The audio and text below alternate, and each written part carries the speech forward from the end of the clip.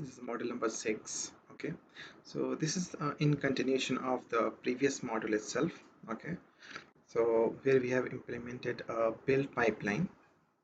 So now we are looking at how we can go ahead and few of the feature of the pipeline which we can go ahead and implement, and that's what we are going to understand in this continuous integration using the pipeline in the module number 6.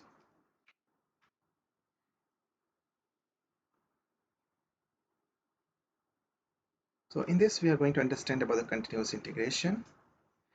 We are going to understand about the implementing a build strategy. What is the build strategy we can follow?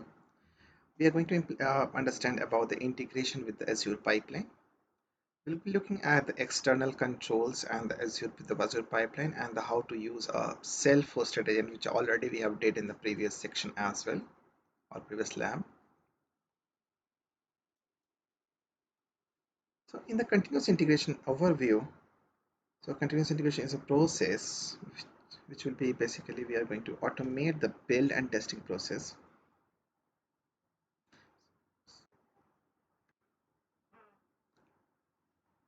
So this is what we are going to understand. So once we are using a continuous integration, so once the continuous integration checkbox is enabled, automatically whenever the code has been checked into your repository, automatically the build will start and build will get trigger, and that's what the continuous integration talks about. And we can go ahead and unit do the unit test, we can build the code, and we can publish those artifacts using a continuous integration pipeline. Okay, and we have seen that whenever you have the failure of the build, you can go ahead and trace a bug or issues with the developer, and developer can work that fix back, and they can again go ahead and push the latest code into the repository. Once the code is available into the repository, that build will again trigger and it will get deployed to the environment. So there's a four important pillar of the continuous integration, and which we have to always take care for these four pillars when you are implementing a continuous integration. Important part, one of the important part is the version control system. So version control system is one of the important part which we have to always look at. We have to keep up to date. We have to keep every developer who is doing a changes, make sure they are going to push those changes to the version control and keep your version control up to date. There is something called package management. We'll talk about the package management later. Okay, so package management is a place where you can go ahead and deploy your common packages. Okay, so common packages means if you have used NuGet package, Maven package, npm package, Python package, there are multiple type of package which is available in the market, or there are different website which is available. You can download those packages and you can use those. So like for the .NET we use a NuGet packages. Now we have seen before that in the build pipeline we have used something called restore package and install package. Okay, so we can also create our own package from the DevOps. Okay, so let's suppose that I want to write some packages, or I want to write a common library for the tax calculation. Okay, so once you develop a tax calculation, that I can go ahead and deploy as a package. So anyone who want to do a tax calculation in their application, they can go ahead and pull those packages from the package repository and use that packages into your application. So we'll talk about this package repository, how to develop. We have a model, separate model for that. Okay, then we are going to talk about something called continuous integration. So how we can go ahead and create or merge all developers. When everyone is done, you are going to do a continuous integration, and you're going to build your application. And automated build is one of the important thing. Whenever the code is available, code is checked in, you are going to basically build and compile those packages and running automated test as well. So we have seen that how we can go and run the automated test and using the unit test projects from the .NET. So you'll be able to run, we will be able to deploy those or test those things over there. So if you see this slides, this talks about the benefit of the in continuous integration, what we are going to do, a benefit, what are the benefits we are getting it? We are basically going to improve the code quality. Okay, so whenever the code is done, code is checked in, code is kept in one place, and the code quality is getting improved. We are doing something called code review. We are going to do discussing those things. We are getting a feedback from the system. We are getting the feedback from the different your DevOps engineer or the build engineer. So whoever is there, they are giving the feedback for your application, and you are going to deploy those application. Okay, and also you can something which is long running issues are there, which you can go ahead and figure out those issues, and you can go ahead and implement that into your system. Okay, so these are the few features, benefits which you will be able to get it from the continuous integration. You will be able to do a better management of your code. You can manage your technical depth, you can do the code analysis, those things which you'll be able to improve using a continuous integration. Okay, you'll be getting a rapid feedback to the developers and how the developer is working, and using the unit test cases and all, you'll be going to create, and that's what you are, the benefits you should be able to get it. Continuous integration, this is just a discussion what you are using in your current organization for the continuous integration. So this is just a discussion point. And you can see here, the once the build is done, a continuous integration is done, you are getting a something called a build number. So there is a build number format which is available. So you have a year, month, and date, and the revision. So these are the build number which will be get generated automatically. You can modify your build number. You can get a variables, and you can put those variable. You can append those variables into the build number. You can change as per your need, or you want to add some static name or static numbers there in the build number. You can go ahead and add that. Okay, for your organization. There is something called build status, which we have seen in the build pipeline as well. So there is something called enable, pause, and disable. So enable means that your build will be keep on running. He's looking for the queue, and it will start the build automatically. It is going to, if you're selecting a pause, basically it is going to queue new build, but it's not going to start the building the application. If you do the disable, it will not start the queue build. Other thing which you have here, so that's what I told you, the build timeout. So you have something called build timeout. By default it is 60 minutes. Okay, which you can go ahead and increase the build timeout. Okay, so if you think that your build is running for the longer duration time, you can go ahead and increase the build timeout, and your build will work fine. Okay, so that you will be able to do here. Another thing, there is a batch. If your build will successfully executed, you are getting a batch called Azure Pipeline success batch. Else you will be getting a failure batch. So also with that, you will be able to analyze that how my build is performing, how what is the success rate of your build. That you will be able to find it here.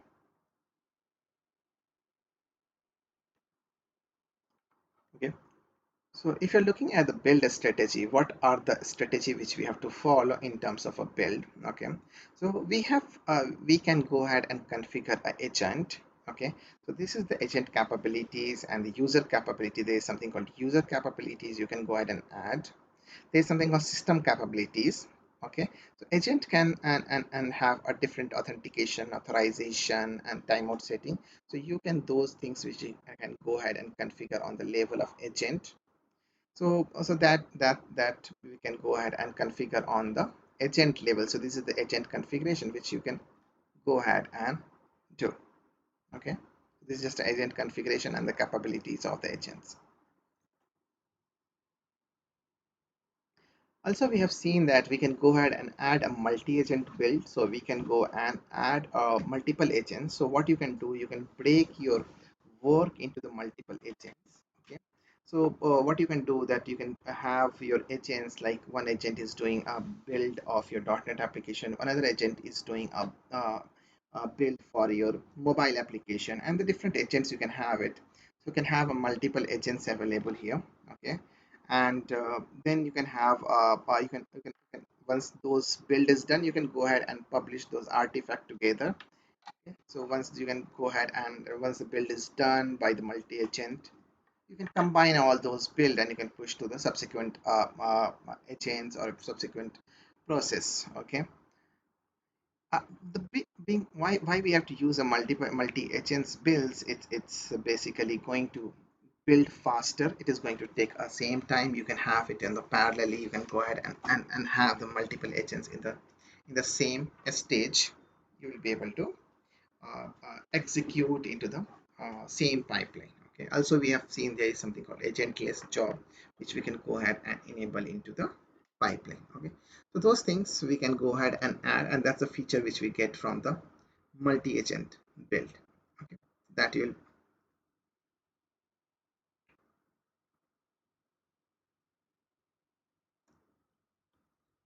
Okay, so this is just discussion point what we are using for the build and release for our organization, so that we can escape for now. This is integrating with the pipeline. As you know, these keywords you have came across during our discussion of the last lab. So when you are going to define a pipeline, basically you are going to set a name. Okay, so that's the first thing, the name of the name of the your pipeline. Okay, then you have a trigger. So trigger is basically what kind of trigger you are looking for. Is it a manual trigger, it is a scheduled trigger, or it is a continuous integration trigger? So what kind of trigger you are going to use? Then you have a variable. So variable, there are different kind of variables we have. So we have a pipeline variable, we have something called global variable, which you can define in the variable sections, and then you can refer those into your application. Okay. Another thing which you can do, you have some predefined variable from the Microsoft which we are not supposed to use, and you can directly refer those into your pipeline. So those are getting generated when pipeline is getting executed. So that's the talk about the variables. Then you have a jobs. Each pipeline will have a job. Job is a collection of tasks. Okay, so all those tasks will be together, clubbed together into the job section. Okay, pool. Pool, we have seen agent pool where we are going to queue our jobs. So we are going to queue our jobs. Job is a collection of tasks which will be running into the onto your agent pool. Okay, checkout means you are going to do or downloading the file from the repository and doing the checkout. So there is a self checkout which will be done in the build section, and it will try to download all those repository code. Okay, to your build server. It will try to build the agent. Okay, and the steps will be part of your jobs. Okay, steps and tasks will be part of your job itself. So these are the steps means every step is every task. So every task, and you can say every step will be a script itself. Okay, so when we go and see YAML script, it's just trying to run a script. So means if you want to copy the file, that's a script.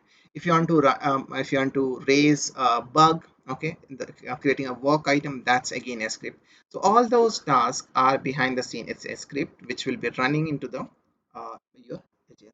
So these are some keywords which we have to just remember. Okay, and if you look at the pipeline structure, basically your pipeline. Okay, so pipeline will have a one and more stages. So you can have in one pipeline, you can have one or more stages. Stages will be collection of jobs. Okay, and jobs will be you can say jobs runs on the agent server. Okay, and jobs will be collection of your task. Okay, and steps will be a step by step process which will be defined into the sequential manner. So that will be jobs. Inside the jobs you have the steps, and steps basically contains a task. Okay, so these are the pipeline structure. So pipeline, stages, job, step, and task. So these are the things which you have to look into always into pipeline. And this is how your YAML also defines. So you are going to define a stage, then job, then you are going to define a step, and a step will have a multiple task inside that. So this you can say you can refer a YAML structure with that as well. Okay, so this is the what talks about four kinds of template: a stage, job, steps, and variables. So these are the templates which we are looking for. So if you see the YAML resources, okay, so there is something called pipeline. Okay, so inside the then you have containers. repository and types. So we have to go and define these are the resources into the your YAML structure. So you have a resources having the pipeline will have a number of pipeline whatever they are available into the system. So you can have a multiple pipeline. You can see a multiple pipeline has been mentioned here. So within one resource you can run a different pipeline as well. So my app pipeline A, pipeline B, those things you can have. Even you can define a dependency of the pipeline. One is dependent on other pipeline. So those things you will be able to define. Okay. Then you can look at the repository. So which repository you are looking for, from which type of repository it is. Those things you will be able to define into the YAML resources.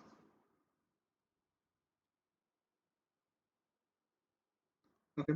If you look at this YAML resources, it's like a kind of any kind of external services which you can consume as part of your pipeline into the YAML. And using a multi-repository, even you can go ahead and look for the multiple repository from your pipeline. You can go ahead and get those information from the repository, and you can deploy those application. You can do the check-in, check-out, and check out the steps, and then you can copy those file. You can publish those artifact into your system as well. Okay. If you're looking at that pipeline, okay, so when we went and creating the pipeline, so there is two way of creating a pipeline. One is a YAML and the classic way. Okay, so just you have to remember this table as well. Okay, so what happens if you have the Git repository? You can use the YAML way of the creating a pipeline, or you can use a classic editor. If you have the code repository available in TFVC, you can't use a YAML pipeline. Okay, YAML pipeline is not supported for TFVC. It's only supported a classic editor. If you have a Bitbucket cloud, if your repository is hosted in Bitbucket, you can develop a YAML pipeline and the classic pipeline. So classic pipeline you can see supported for all those repository, but YAML is only supported for 4. YAML is only supported for Azure repo. Okay, it's supported for Bitbucket, it's supported for GitHub, and it's supported for GitHub Enterprise. It's not supporting for SVN, it's not supporting for other generic kind of Git, and it's not supporting for TFVC. Okay, so that you will be able to not be able to create a YAML script if you have those kind of repository still used in your organization. Okay, so that's, you can see it here. Let me show you in this repo itself. So when I'm going to create a pipeline, okay, so let's suppose that I'm going to create a pipeline. I'll create a new pipeline, and you can see here, if you want to create a YAML, okay, so YAML is only supported. It's saying here you can have Azure repo, you can have a Bitbucket, you can have a Git and GitHub Enterprise. For other repository it is not supported. Okay, so you have to go for the classic editor option if you want to do for the other repository. So all those other repositories are supported here.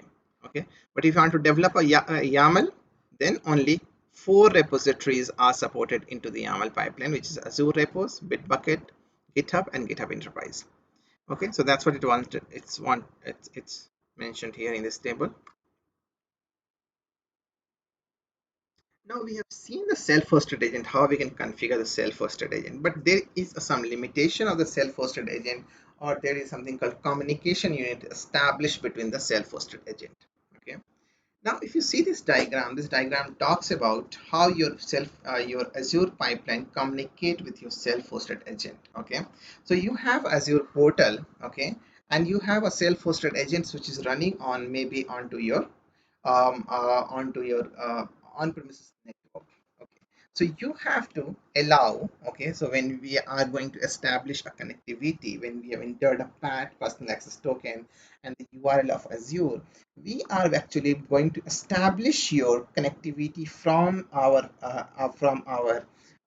self-hosted agent server to the Azure pipeline, and that has to be enabled. So your port 443 has to be allowed from the firewall to get access for your Azure portal and the your agent pipeline. That need to be enabled. So that's what it is saying here. You should have a proper connectivity between those both the environment.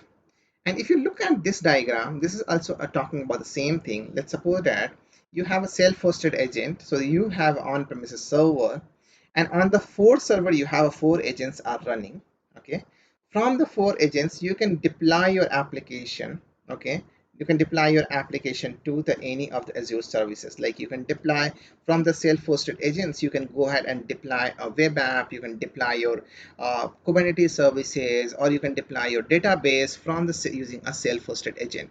So those are part of your default. Okay, and you can deploy your services from that. But if you are using a Microsoft hosted agent, Microsoft hosted agent will not be able to help to deploy your application into your on-premises network. So Microsoft hosted agent, wherever the servers are running, they will not be able to reach to your server. Okay, so if they are running on the Microsoft hosted agent, they will not be able to reach to your network and not be able to deploy the application into your on-premises network. So that's why it is saying here Microsoft hosted agent pool by default have a connectivity to Azure website and the server. So all those default agent pool will have a connectivity, but Microsoft agent will not be able to connect to your internal network because the firewall will stop for your communication. So that you have to understand. If you are having something you want to deploy to your on-premise network, make sure you are using a self-hosted agent to deploy your application into your on-premises network.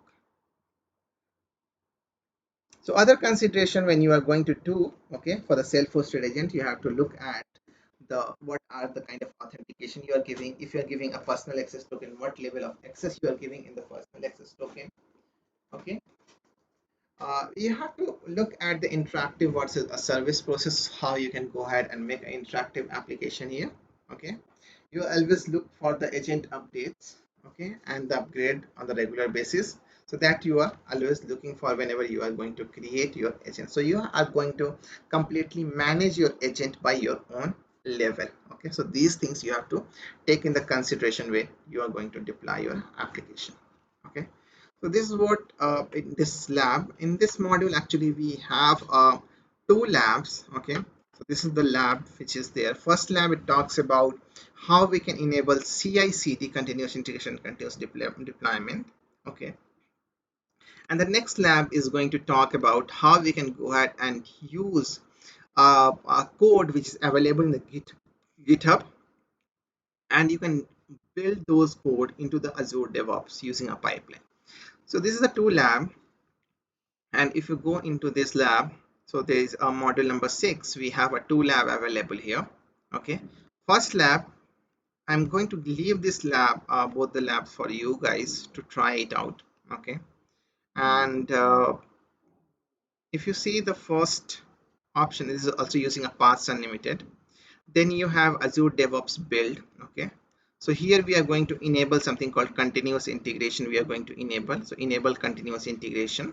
So as soon as you modify the code, okay, so once that is done, it is going actually and more trying to modify a code, and once the code is modified, it will queue the build and try to run the application. So that's what is happening here, no much changes. So this is, you can see here, this is going to the repository path, and it is trying to modify from home page, it is changing to the lab project home page. So once you change that, it will start triggering your build and this will be get deployed. So this is a very simple lab, the first lab. Okay, and the second lab, if you look at this is looking for the GitHub project. Okay, so here we are going to install a Azure pipeline from the GitHub marketplace. So this is using a GitHub project. Okay, and then GitHub project, we are going to use it into the Azure pipeline to build our project. So what is happening here, if you see look at the URL, this is the GitHub project. Okay, so the GitHub URL, the calculator project, which is available into GitHub. Okay, and that we are going to fork that GitHub project, okay, into your GitHub account. And once you fork that project, you can see you're forking the project, and once you do that, you have to go to marketplace and install Azure pipeline, okay, into the GitHub. So once you install the Azure pipeline into the GitHub, what happens, whatever you are going to build into the GitHub, basically it is going to trigger your pipeline into the Azure. Okay, So that's what it is happening, and you have to get it free. So install for free Azure Pipeline into your GitHub account. Okay, and once you see it's free only, so just it's free. So you need to set up billing, and then you will be able to build your calculator project directly in from the GitHub, okay, into your Azure pipeline. Okay, so you will be able to install, build, and test. You will be able to do from the pipeline. Okay, so there's a two lab, okay, which you can try by your own. Okay, so this you can take it as a homework. Okay, this one is very easy. First one is very easy, which we have already seen. Second one you have to try you how we can use using a GitHub. Okay, so this I two lab I'll leave it to you.